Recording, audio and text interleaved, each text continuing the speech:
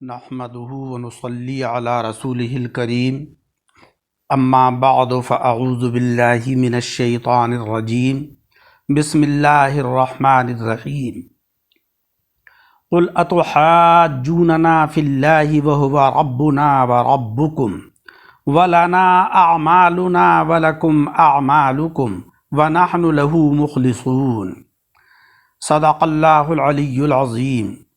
سامعین اکرام، سورہ بقرہ کی آیت نمبر 139 کا درس چل رہا ہے۔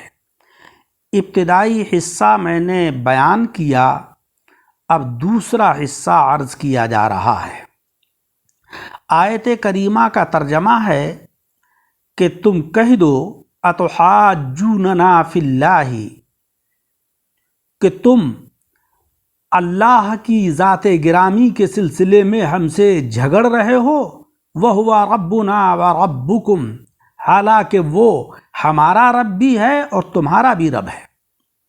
وَلَنَا أَعْمَالُنَا وَلَكُمْ أَعْمَالُكُمْ، اور ہمارے لیے ہمارے اعمال ہیں اور تمہارے لیے تمہارے اعمال ہیں۔ وَنَحْنُ لَهُ مُخْلِصُونَ، اور ہم اللہ رب العزت ہی کے لیے اخلاص والے ہیں۔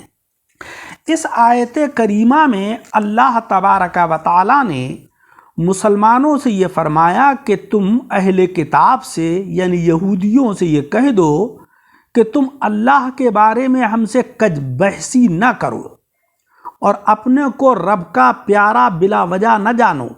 یہ کبھی نہیں ہو سکتا کہ تم بدعملی کر کے بھی پیارے ہی بنے رہو اور ہم نیکیاں کر کے بھی اس سے دور رہیں، کیونکہ یہودیوں کا یہ کہنا تھا کہ ہم کتنے ہی گناہ کر لیں، کتنی بھی نافرمانیاں کر لیں، ہم تو اللہ کے محبوبین ہیں، اس کے پسندیدہ بندے ہیں۔ جب ہم بھی اس کے بندے اور تم بھی، اور وہ ہمارا بھی رب اور تمہارا بھی رب ہے، تو وہ ناحق طرفداری کیوں کرے گا؟ اس کی بارگاہ میں ذریعہ قبولیت اعمال ہیں۔ آؤ ہم تم اپنے اپنے اعمال کو اخلاص کی کسوٹی پر کسیں۔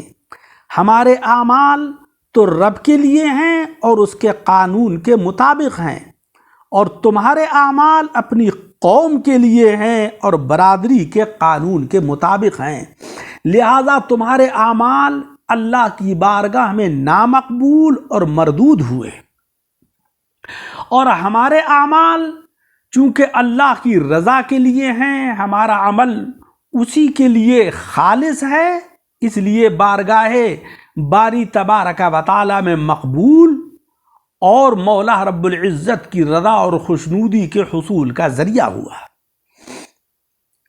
جس طریقے سے تختی صاف ہونے میں پانی، کھریا، پھر دھوپ کی ضرورت پیش آتی ہے، اسی طریقے سے دل کی تختی کو صاف ہونے میں وہ آنسو کہ جو خوف الہی سے نکلتے ہیں، ان آنسوؤں کی ضرورت پیش آتی ہے، عبادت کی کھریا کی ضرورت پیش آتی ہے، اور عشق باری تبارک و تعالی کی تپش کی ضرورت پیش آتی ہے۔ اسی لیے فرمایا کہ نحن لہو مخلصون، ہم تو اللہ جل شانہ و عم نوالہ کی ذات گرامی کے لیے مخلص ہیں۔ اس آیت کریمہ کے حصے میں ان تمام کی طرف کو اشارہ کیا گیا ہے۔ جس طریقے سے کہ پہلے روئی کو بنولوں سے خاص کیا جاتا ہے، پھر اسے سدھا چکر دے کر کپڑا تیار ہوتا ہے، اسی طریقے سے اللہ جل شانہ و عم نوالہ کی رضا اور خوشنودی حاصل کرنے کے لیے، اس کی بارگاہ میں مقبول بننے کے لیے مولا تبارک و تعالی کی تعلیمات کے اوپر عمل کر کے، اس کی کسوٹی کے اوپر پورے طریقے سے اتر کر ان چیزوں کا حصول ہوتا ہے۔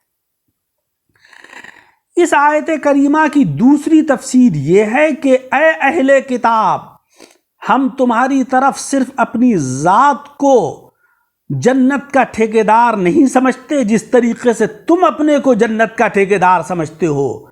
اللہ ہمارا تمہارا دونوں کا رب ہے، لہذا ہمارے موجودہ عمل جو اس دین کے موافق ہیں وہ قبول، اور تمہارے بزرگوں کے گزشتہ اعمال جو اس دین کے موافق تھے وہ بھی قبول، اور ہم یہ انصاف کیوں نہ کریں؟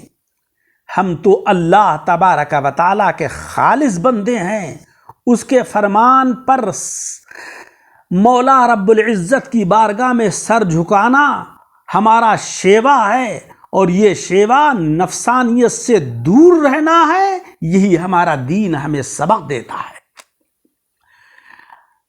کیسے افسوس کی بات ہے کہ اللہ تبارک و تعالیٰ کے گھر میں مسلمان اسی رب کی عبادت کر رہے ہیں۔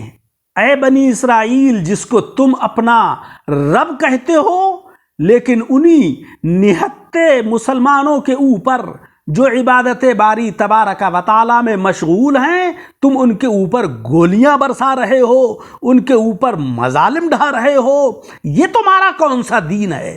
جب تم یہ کہتے ہو کہ اللہ ہمارا رب ہے، تو یہ مسلمان بھی تو اسی اللہ کی عبادت کر رہے ہیں، اور تم ان کے اوپر ظلم کر رہے ہو۔ یہ تمہارا دین وہ دین نہیں ہے کہ جو دین اللہ تبارک و تعالیٰ نے بھیجا تھا، وہ دین جس کے اوپر تم آج قائم ہو، یہ تمہارا نفسانی طور کے اوپر گڑھا ہوا دین ہے۔ تم ظالم ہو، بے شرم ہو، بے حیا ہو، اور مظلومین کے اوپر تم ظلم کر کے اپنی آخرت کو تباہ اور برباد کر رہے ہو۔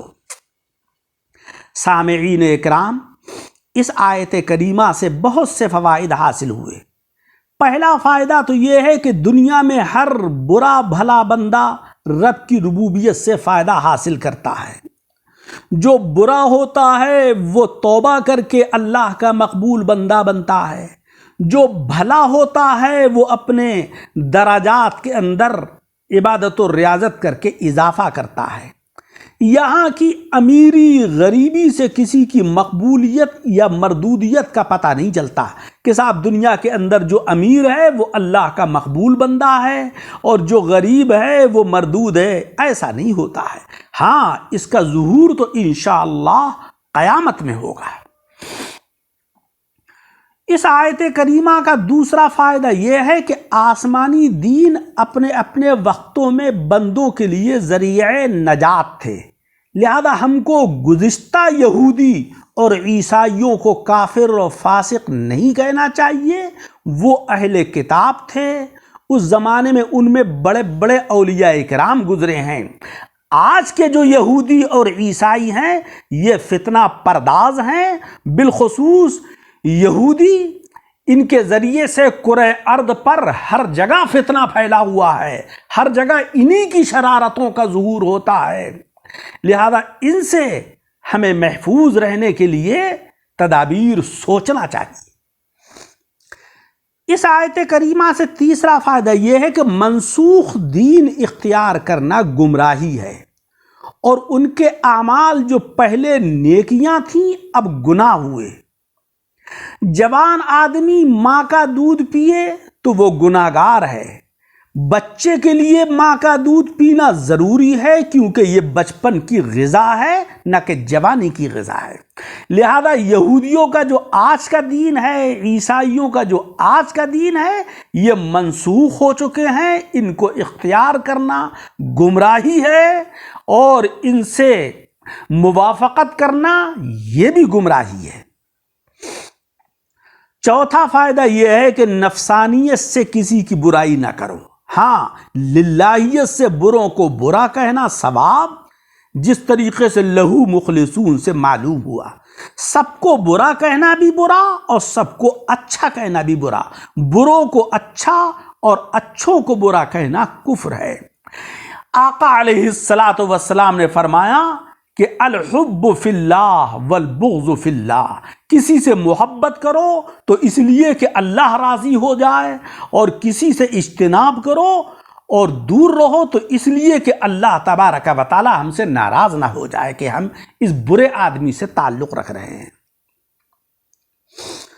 پانچواں فائدہ یہ ہے کہ اپنے کمال ایمان، اخلاص وغیرہ نعمتوں کو بیان کرنا، لوگوں میں اس کا اعلان عبادت ہے جس کا قرآن عظیم نے حکم دیا ہے، لیکن شرط یہ ہے کہ اپنی شیخی کے لیے نہ ہو، رب کے شکر کے لیے ہو، تاکہ مؤمنین کے اندر عبادت و ریاضت کی رغبت پیدا ہو۔ چھٹا فائدہ یہ ہے کہ تمام صحابہ اکرام مخلصین کاملین تھے۔ اللہ تبارک و تعالیٰ نے انہیں اپنے اخلاص کے اعلان کا حکم دیا، اسی لیے فرمایا کہ وَنَحْنُ لَهُ مُخْلِصُونَ۔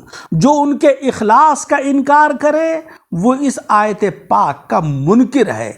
افسوس ہے کہ جن بزرگوں کے ایمان و اخلاص کا اللہ رب العزت گواہ ہے اس کا تو انکار ہے اور اپنے ایمان کا دعویٰ ہے، جس پر کہ نہ قرآن عظیم کی گواہی نہ حدیث کی گواہی۔ قرآن عظیم حضرات صحابہ کرام کے ایمان اور اخلاص اور تقوی کی گواہیاں جگہ جگہ دے رہا ہے۔